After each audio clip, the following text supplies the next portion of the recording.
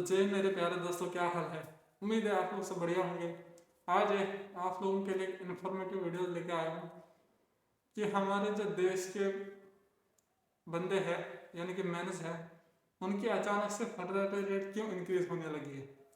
तो ज़्यादा देरी न करते हुए, ज़्यादा ना बोलते हुए, चलिए वीडियो को शुरू करते हैं। उम्मीद है आप लोग इस वीडियो को लाइक शेयर और सब्सक्राइब करेंगे। चलो शुरू करते हैं।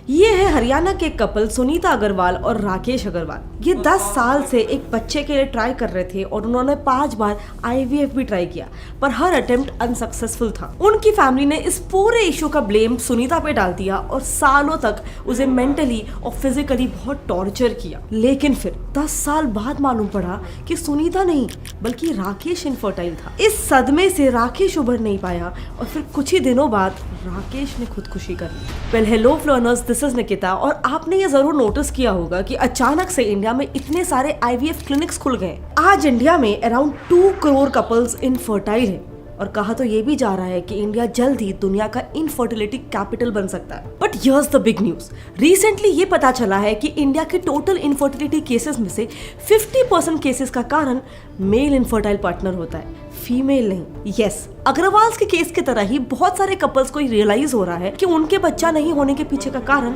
उनका मेल पार्टनर है। और ये नंबर भी काफी रैपिडली ग्रो है। स्पेशली मेट्रो सिटीज जैसे कि कोलकाता में तो 86% आदमी इनफर्टिलिटी के ब्रिंक पर है एंड दिल्ली में तो 15% से ज्यादा आदमी किसी न किसी इनफर्टिलिटी के स्टेज में आ चुके हैं। देखो, इनफर्टिलिटी किसे कहते हैं? सो जब एक आदमी के सीमन में average sperm count 15 million sperms पर ml या उससे कम हो जाता है, उस आदमी को इनफर्टाइल कंसिडर किया जाता है। अब पूरे वर्ल्ड का यही एवरेज स्पर्म काउंट आज से 30 साल पहले तक था 60 मिलियन स्पर्म्स पर ml ऑफ सीमन। लेकिन बस गेस करो कि आज ये कितना हो गया?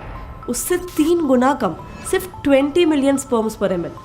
इनफर्टिलिटी से बस 5 मिलियन ज्यादा। एंड इसमें भी सबसे शॉकिंग बात यह है कि मेल इनफर्टिलिटी का पहला पुख्ता सबूत यानी कि रीजन कब आइडेंटिफाई हुआ था पता है? Very recently in 1956। अब आप खुद ही सोचो, देश की हाफ पॉपुलेशन और उनकी फैमिलीज को इम्पैक्ट करने वाला ये इतना मेजर इशू है, लेकिन फिर भी इसके बारे में कभी कोई रिसर्चेस क्यों नहीं हुए? इसका 2 वर्ड एकदम सिंपल सा आंसर है, सोशल टैबूज। मेल इनफर्टिलिटी दुनिया भर में एक बहुत बड़ा सोशल टैबू है एंड शायद ये हमारे लिए इतना कॉमन नहीं है, लेकिन कई सारे देशों में बच्चा पैदा कर पाने को सीधा उस आदमी की मर्दांगी से जोड़ा जाता है। इनफैक्ट इस पे तो एक सोशल एक्सपेरिमेंट भी हुआ है जिसमें अफ्रीका के कई सारे शहरों में रह रहे इनफर्टाइल आदमियों को क्लिनिक्स में बुलाकर उनके एक्सपीरियंसेस नोट किए गए थे। तब सब आदमियों में जो बात एकदम कॉमन थी वो ये थी कि बच्चे नहीं पैदा कर पाने की वजह से उनका सोशल स्टेटस यूजुअली काफी कम हो जाता है और फिर उन्हें अक्सर उनके नाम से नहीं बल्कि नामर्द या फिर नॉट मैन इनफ ऐसे नामों से एड्रेस किया जाता है। कुछ लोगों ने तो ये तक शेयर किया कि जब वो अपने फ्रेंड्स की गैदरिंग्स में होते हैं तब उनसे मजाक में ही सही, लेकिन ऐसा कहा जाता है कि bring your wife to me, I can do it for you. और काफी बार तो ऐसा भी होता है कि उनके फ्रेंड्स अपने बच्चे उनके साथ नहीं भेजते क्योंकि ये भी एक काफी पॉपुलर टाबू है कि इनफर्टाइल मैन उनके बच्चे चुरा लेंगे। सो माय पॉइंट इज कि ये इतना बड़ा सोशल स्टिग्मा था कि इस टॉपिक से नजर हटाने के लिए अक्सर इस प्रॉब्लम की रूट कॉज को हमेशा औरतों पे डाल दिया जाता था। आज तक लोग बच्चे नहीं पैदा कर पाने को यूजुअली एक औरत की गलती मानते हैं, which again trust me is a world wide problem. यही सेम बायस आपको पता होगा अमेरिका के father of nation George Washington की वाइफ मार्था के साथ भी हो चुका था। जबकि सबसे बड़ी आयरनी तो ये थी कि मार्था के ऑलरेडी अपने पहले हस्बैंड के साथ 4 बच्चे थे, लेकिन फिर भी जॉर्ज के बच्चे नहीं होने का सारा ब्लेम चला गया मार्था के ऊपर। सो अब जब सोसाइटी इस प्रॉब्लम को सिर्फ एज वुमेन्स इशू देखेगी तो जाहिर है वो सोसाइटी सिर्फ वुमेन को ही फिक्स करने पर फोकस करेगी, राइट? इसका नतीजा 1956 तक साइंटिफिक कम्युनिटी ने औरतों पर अनगिनत स्टूपिड मेडिकल एक्सपेरिमेंट्स करके अपना टाइम वेस्ट कर दिया। एग्जाम्पल के लिए रोम और ग्रीस में औरतों के वूम को स्मोक से फ्यूमिगेट यानी कि फ्यूम से डिसइंफेक्ट किया जाता था। तो वहीं कुछ यूरोपियन कल्चर्स में तो इनफर्टिलिटी के लिए डॉक्टर्स औरतों को टक का सीमन पानी में मिक्स करके पीने के लिए प्रिस्क्राइब करते थे। अब ये सबसे फाइनली सोसाइटी का इस बात को कंसिडर करना कि हाँ ये प्रॉब्लम आदमियों को भी हो सकती है, इसी में सालों साल बीत गए एंड जब थोड़ा सा रिकॉग्नाइज करना शुरू भी किया तब अगेन इसमें भी स्टार्ट में बहुत ही सारे सुपरस्टिशियस टेक्निक्स अपनाए गए। जैसे आदमियों की फर्टिलिटी टेस्टिंग के लिए फॉलो की जाती थी एकदम baseless P in the pot technique. उसमें एज अ नेम सजेस्ट एक पॉट में यूरिनेट करने के लिए कहा जाता था, और अगर उसमें वर्म्स आते थे, कीड़े आते थे, तो इसका मतलब वो आदमी इनफर्टाइल है। सिमिलरली अगर ये पता करना होता था कि पति और पत्नी में से कौन इनफर्टाइल है, तो उन्हें एक लेटस का लीफ पर पी करना पड़ता था। फिर उस पत्ते में से जिसका यूरिन पहले इवेपोरेट हो जाता था, उससे ये कंफर्म किया जाता था कि वो ही इंसान इनफर्टाइल है। Can you believe it?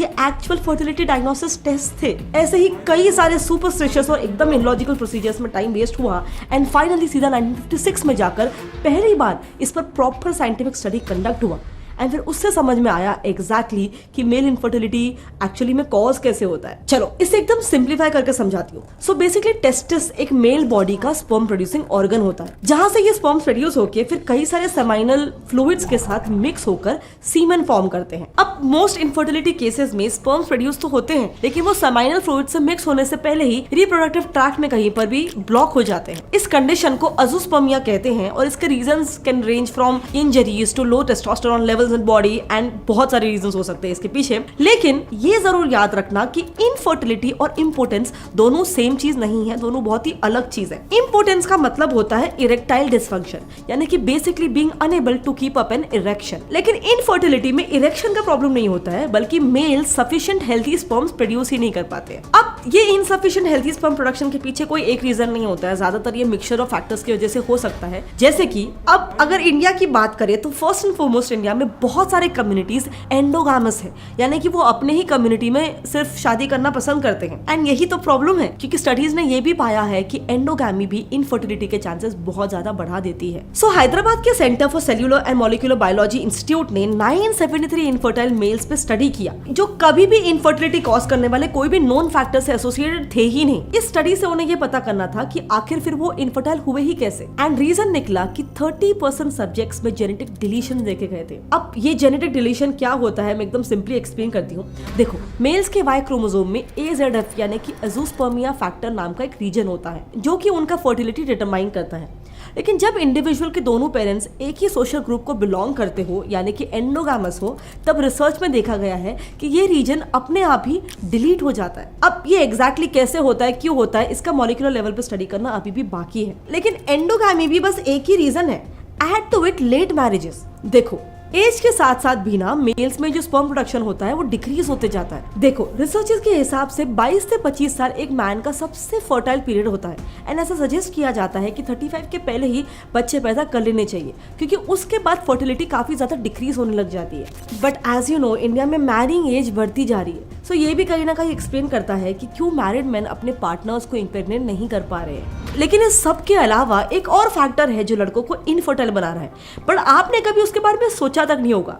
Gadgets. And ये कोई रेडिएशन की वजह से नहीं है, बल्कि हीट के वजह से। सो हाल ही में साइंटिस्ट ने एक्सपेरिमेंट परफॉर्म किया, जिसमें उन्होंने एक हेल्दी सीमन सैंपल लिया और उसके 2.5 सेंटीमीटर दूर एक सेलफोन रख दिया। ऐसा इसीलिए क्योंकि 2.5 सेंटीमीटर की पॉकेट्स और टेस्टिस के बीच का अप्रोक्सीमेट डिस्टेंस भी होता है। फिर इसके 1 घंटे बाद जब उन्होंने उस सीमन सैंपल को एनालाइज किया, तो ये पता चला कि उसमें स्पर्म क्वालिटी काफी ज्यादा डिग्रेड हो गया था। अब रीजन ये है कि अक्सर जो टेस्टिस का टेम्परेचर होता है ना, वो बॉडी से 2 से 3 डिग्री सेल्सियस ठंडा ही होता है, क्योंकि वही टेम्परेचर स्पर्म्स के प्रोडक्शन के लिए एकदम आइडियल होता है, और इसीलिए ही टेस्टिस स्क्रॉटम में बॉडी के बाहर सिचुएटेड होते हैं। लेकिन आज की तारीख में गैजेट से निकलता हुआ हीट अक्सर टेस्टिस के टेम्परेचर को वापस से गर्म कर देता है, जिससे स्पर्म का प्रोडक्शन वापस से पॉज हो जाता है। एंड ये कोई छोटी बात नहीं है, गैजेट्स का इम्पैक्ट इतना मेजर है कि सिर्फ 1 घंटे के लैपटॉप यूज से scrotum temperature around 3 degree Celsius बढ़ जाता है। सो अब आप बस इमेजिन कर सकते हो कि हर घंटे की यूजेज से ये स्पर्म प्रोडक्शन को कितना ज्यादा हैम्पर करता होगा। Also to no one surprise, smoking भी मेल फर्टिलिटी के लिए काफी ज्यादा हानिकारक है। सिगरेट्स में लेड और कैडमियम जैसे केमिकल्स प्रेजेंट होते हैं, जिससे स्पर्म की मॉर्फोलॉजी ही काफी ज्यादा बदल जाती है। जैसे ये एक नॉर्मल स्पर्म है और ये है आफ्टर स्मोकिंग वाला abnormal sperm. But hold on, you know what, एक चेन स्मोकर पर एग्जैक्टली जितना स्पर्म डैमेज होता है ना,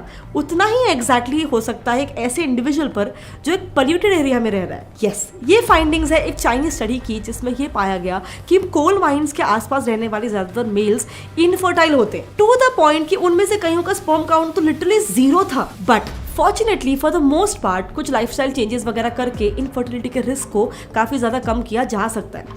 फॉर एग्जाम्पल स्मोकिंग का केस ही ले लो। ऐसा भी पाया गया है कि इससे कॉज होती हुई इनफर्टिलिटी काफी सारे केसेस में रिवर्सिबल भी होती है जब वो सिगरेट की आदत छूट जाती है। और देखा जाए तो मेडिकल साइंस के एडवांसमेंट्स के साथ इससे कई सारे ऑल्टरनेटिव्स भी निकले हैं, जैसे कि surgery, hormone therapy, artificial insemination, IVF वगैरह वगैरह। लेकिन इस कहानी का एक अलग पहलू भी है। डिड यू नो आज इंडिया में आधे से भी ज्यादा youth willingly by choice childless रहना चाहते हैं। लेकिन ऐसा क्यों?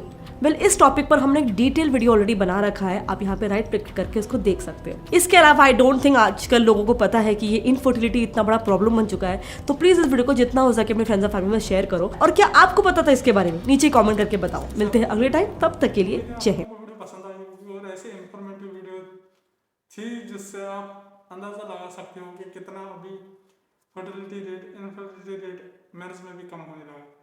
तो ज़्यादा ना बोलते हुए नेक्स्ट वीडियो तक वेट करो। Thank you.